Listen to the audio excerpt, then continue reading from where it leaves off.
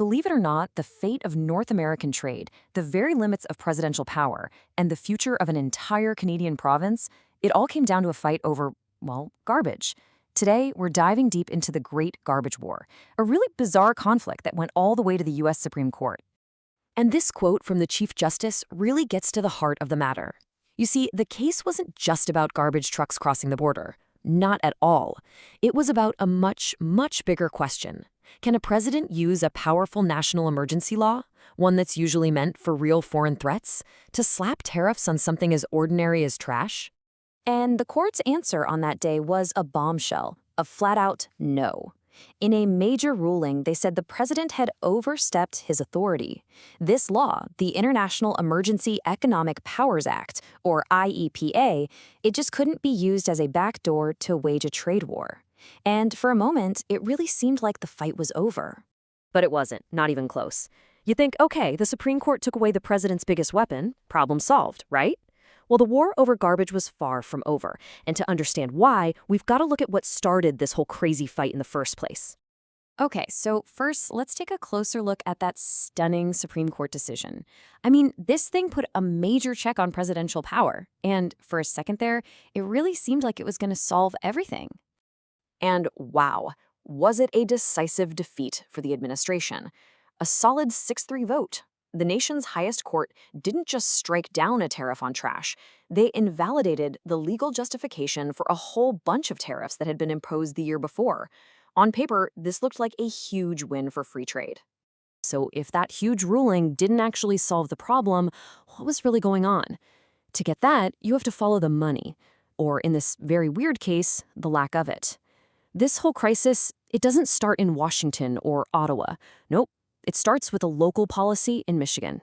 36 cents. That's the number. No, you're not hearing that wrong. Not $36, 36 cents. That tiny little fee, the cost to dump 1 ton of garbage in a Michigan landfill, is the real hidden source of this entire international crisis. It created an economic pull that was just impossible to resist. I mean, just look at the difference here.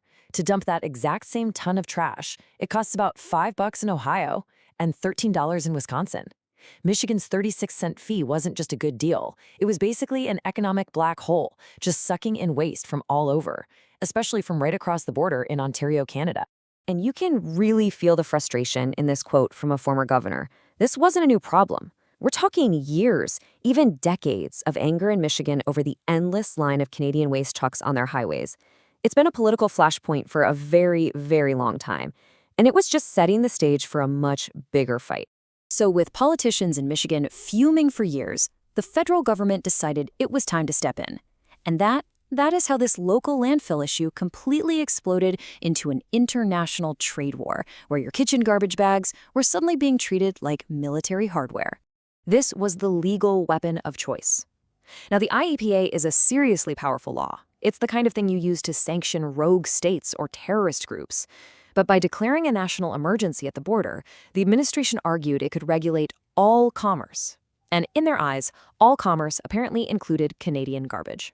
So this created a really nasty 1-2 punch for anyone trying to ship waste.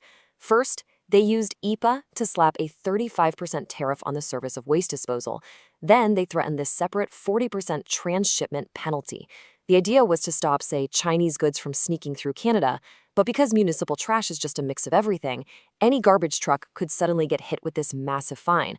The financial risk just became enormous. And here's the crucial legal twist. Under trade law, waste is actually classified as a good. It's a simple, boring classification, but it meant that garbage could be targeted by these national security tariffs, just like steel or lumber. All of a sudden, trash wasn't just trash anymore. It was a pawn in a huge geopolitical game. So the Supreme Court steps in, gets rid of the IEPA tariffs, and you think there'd be a huge sigh of relief.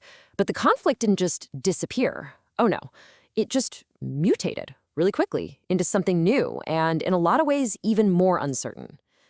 The conflict was now basically being fought on 2 separate fronts. At the federal level, the administration didn't give up. They immediately started looking for other laws to restrict the flow of garbage. And at the same time, back in Michigan, a bill to finally raise that 36-cent fee, to solve the root problem, it failed. The stalemate was just locked in place. So think about it. The immediate, big, scary federal threat was gone, but that underlying economic reason for the whole mess, it was stronger than ever. Without that fee increase in the state, Michigan is still, by far, the cheapest and most attractive place for Ontario to send its waste. The fundamental reason for the Great Garbage War was still firmly in place. And this brings us to the real ticking clock in this whole story, the thing that makes this geopolitical chess match a genuine existential crisis for Canada's biggest province, Ontario. The pressure here isn't just political, it's physical. They are literally running out of space. Just let this number sink in for a second. 3.44 million tons. That is a staggering amount of garbage.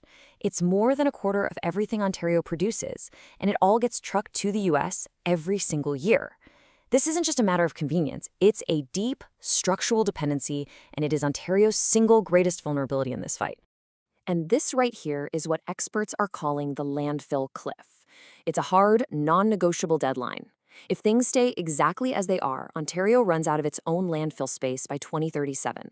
But, and this is the scary part, if a new tariff or a border closure stops that flow of trash to Michigan, that deadline jumps forward 3 full years to 2034. A single change in U.S. trade policy could erase 3 years of Ontario's disposal capacity literally overnight. And so, this is the urgent, multi-billion-dollar question facing policymakers right now. With the legal battles shifting and that powerful economic magnet still pulling, Ontario is in a desperate race against time. There are no easy answers here, and whatever happens is going to redefine the very landscape of the province for generations.